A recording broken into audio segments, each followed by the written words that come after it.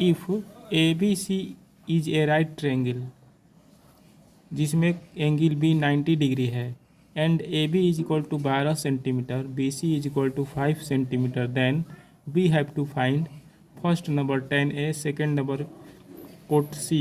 तो चलिए सॉल्व करते हैं। ध्यान से समझिएगा, अन्यथा क्लियर नहीं हो पाएगा। ध्यान से वीडियो को फुल वॉच करिएगा। चलिए समझिए।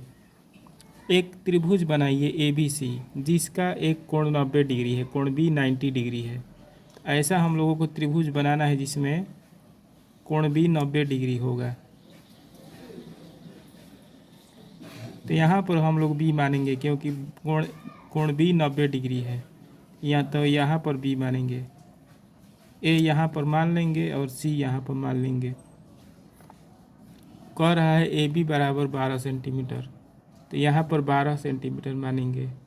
ए बी का मान 12 सेंटीमीटर, बी सी का मान 5 सेंटीमीटर, तो यहाँ पर 5 मानेंगे। पहले हमको ए सी निकालना पड़ेगा। तो ए सी हो जाएगा हाइपोटेनस। तो आप लोग जानते हैं हाइपोटेनस का सूत्र क्या होता है। ए सी हम लोगों को निकालना है, ए सी है हो जाएगा एच। तो हाइपोटेनस का सूत्र होता है अंडर रूट परपेंडिकुलर का स्क्वायर प्लस बेस का स्क्वायर। मतलब कि हाइपोटेनस मतलब कर्ण, कर्ण is equal to under root लंब का स्क्वायर प्लस आधार का स्क्वायर। हाइपोटेनस मतलब ए सी। तो पी को पी बराबर 12 सेंटीमीटर दिया है, 12 का स्क्वायर हो जाएगा। बी का मान 5 दिया है, तो 5 का स्क्वायर। ठीक,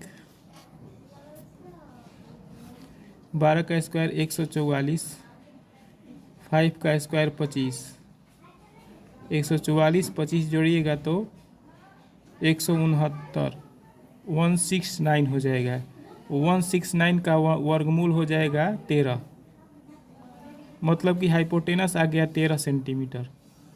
मतलब AC का मान आ गया 13 सेंटीमीटर। अब हम लोगों को tan A निकालना है। तो tan A फर्स्ट नंबर निकालना है tan A। तो tan का फॉर्मूला आप लोग जानते हैं क्या होता है, परपेंडिकुलर बाई बेस होता है। tan का फॉर्मूला क्या होता है, परपेंडिकुलर बाई बेस, मतलब लंब बटा आधार। तो एंगल ए के लिए tan का मान निकालना है। तो एंगल ए देखिए फिगर में, एंगल ए यहाँ पर है, इसके सामने वाला लंब हो जाएगा, यानी कि BC हम लोग ऊपर लेंगे और आधार, इसको आधार लेंगे AB। एंगल ए के लिए आधार AB हो जाएगा। BC का मान 5 है, 5 ऊपर, और AB का मान हुआ 12 है, 12 नीचे। tan A का मान निकल गया, आंसर पहला उत्तर आ गया। सेकंड नंबर हमको निकालना है कोट C। हमको कोट C निकालना है। तो कोट का फॉर्मूला होता है बेस बाई परपेंडिकुलर, मतलब आधार बटा लंब। तो एंगल C के लिए बेस कितना हो जाएगा, इस एंगल के लिए बेस हो जाएगा, इस एंगल के सामने वाला लंब हो जाएगा, तो इसको नहीं लेना है। इस एंगल के लिए, एंगल C के लिए बेस हो जाएगा BC। तो BC हमको लेना है, क्योंकि बेस ऊपर है। तो BC परपेंडिकुलर, एंगल C के लिए परपेंडिकुलर हो जाएगा AB सामने वाला, तो AB नीचे हो जाएगा। तो BC का मान है 5 बटे AB का मान है 12। कोट C निकल गया। अब हमको निकालना है कोट A।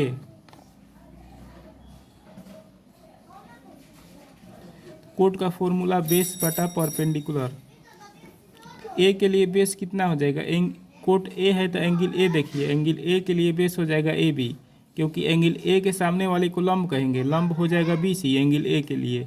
तो बेस बचेगा AB, तो AB ऊपर लिखेंगे, अब बटे परपेंडिकुलर। तो एंगल A के लिए परपेंडिकुलर इसके सामने वाला BC हो जाएगा, तो BC नीचे लिखेंगे। AB का मान है 12, अब BC का मान है 5। कोट A का मान हम लोगों ने निकाल दिया, आंसर आ गया। अब हमको निकालना है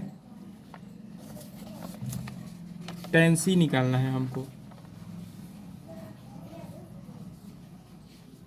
tan का फॉर्मूला होता है परपेंडिकुलर बाई बेस। तो एंगल सी के लिए परपेंडिकुलर, एंगल सी के सामने वाला परपेंडिकुलर हो जाएगा एंगल सी के लिए। तो ए बी हो जाएगा ऊपर, क्योंकि यहाँ पर एंगल सी है तो एंगल सी के लिए परपेंडिकुलर इसके सामने वाला ए बी हो जाएगा ऊपर। अब बटा बेस है तो एंगल सी के लिए बेस हो जाएगा बी सी, तो बी सी नीचे, ए बी का मान है 12 और बी सी का मान है 5। tan सी का मान हम लोगों ने निकाल दिया 12/5, आंसर आ गया। अब हमको निकालना है tan a minus cot C. तो tan a का मान हम लोग निकाल चुके हैं। tan a का मान आया है 5/12।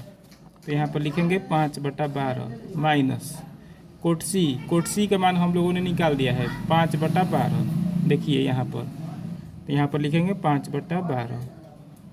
दोनों घट के 0 हो जाएगा, क्योंकि एक ही जैसा है और बीच में माइनस है, तो दोनों कट कर 0 आ जाएगा। अब निकालना है हम लोगों को tan a minus tan c। tan a minus tan c। तो tan a का मान है 5/12।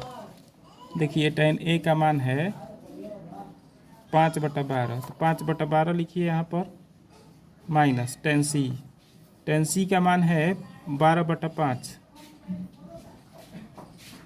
एलसीएम निकाल लेंगे, बटे पर का घटाव है, 12×5 = 60। 12 से कटाएंगे 60 को, 5 बार में कटेगा, 5 से 5 में मल्टीप्लाई करेंगे तो 25। 5 से कटाएंगे 60 को तो 12 बार में कटेगा, 12 से 12 में गुणा करेंगे तो 144 माइनस 119/60।